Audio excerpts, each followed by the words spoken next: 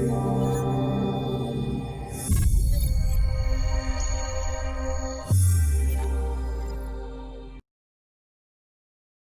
we do got another caller. Welcome to the Jazz Cabbage Cafe. Should be great attorney, Daid Rudoi. David, is it you? I'm here. Yes. We just got a couple hear minutes you, left, David. man. But I'm glad you were able to call in, and we'll have to do something more organized in the next week or two. But give us a rundown on your thoughts on the rules, if you had a chance to look at them. Anything stand out? Anything sensational? Anything a weird departure from what you were expecting? Yeah, there's a couple things I think are a little weird. One is it appears it's very confusing language, I think. I don't even know if they understand it, who wrote it. But, like, as far as applying with the state for the second submission, part 2 of the application before getting city approval, because everything that's come out before this has indicated to me that the city would have had to have approved the actual license, and now I feel like they still didn't really fill in the gaps. We know you can submit it, and the city would have to send the ordinance itself that would approve this type of facility, as well as the zoning, but it doesn't require you actually give the state some actual city approval, like a license or actual approval from the city. I found that to be very odd.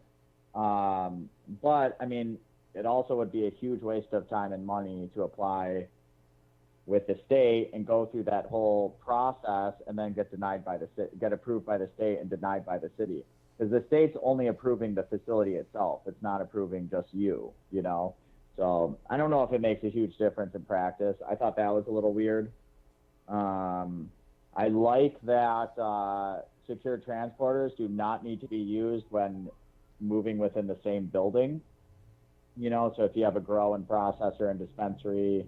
Does a third party have to witness the tracking, though, similar to the role of the secure transporters if it's not in those situations, or they just don't have to do it? Just rely on the tracking system in the integrated scenario? I believe just rely on the tracking system. Very but cool. Before giving a hard answer on that, I probably need to reread that section again. Okay. We're still just absorbing. I've read through it a couple times, but I think there's definitely still. My biggest beef is it took them a year to write these administrative rules, and they still are not as comprehensive as I would have liked. Right. And they've had a lot of time.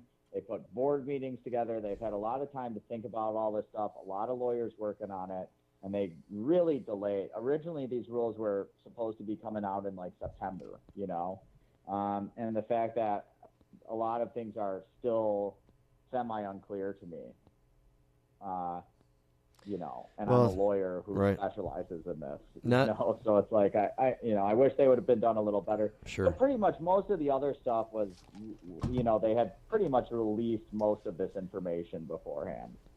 All right. So, we just got mobile dispensaries. That was kind of an interesting. I kind of knew that was going to be what was going to come out, but it was something that still wasn't exactly clear in the law. So, we got a little bit of guidance.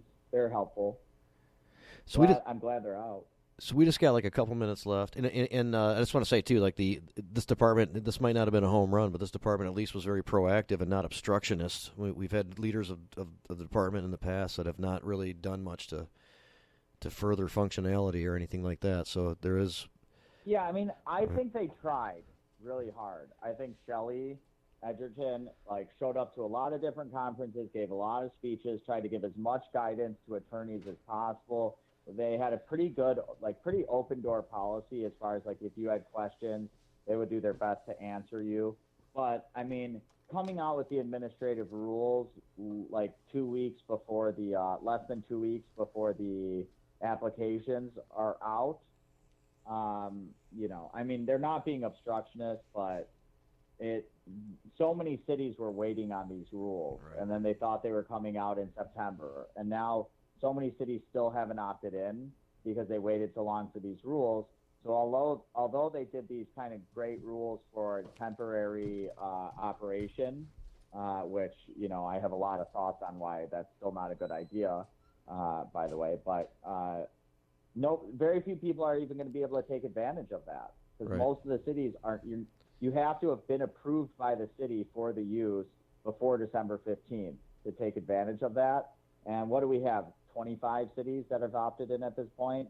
I'm sure there will be a few more, but for them to opt in and have you approved before December 15th means that still most of these places are going to have to shut down. Right, and even if they do have it approved, that simply means that the locals accept you and that they're not going to hold it against you in the application process. It doesn't mean that some other scenario is unfolding in which an investigation leads into the doors before proper licensing is out. Yeah, I mean, it does not change the state law. I think that there's language in there in the administrative rules that would give rise to some good defenses if the state police did come in and bust you.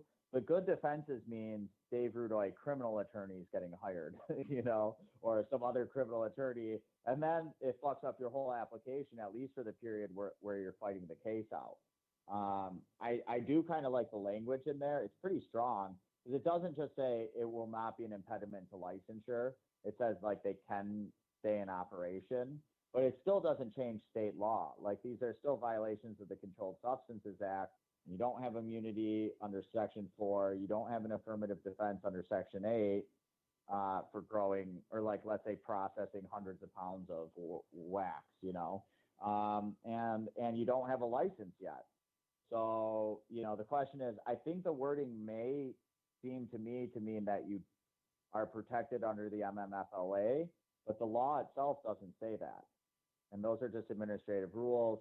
I think it's very questionable and, very risky to remain open, but people will make their own choices.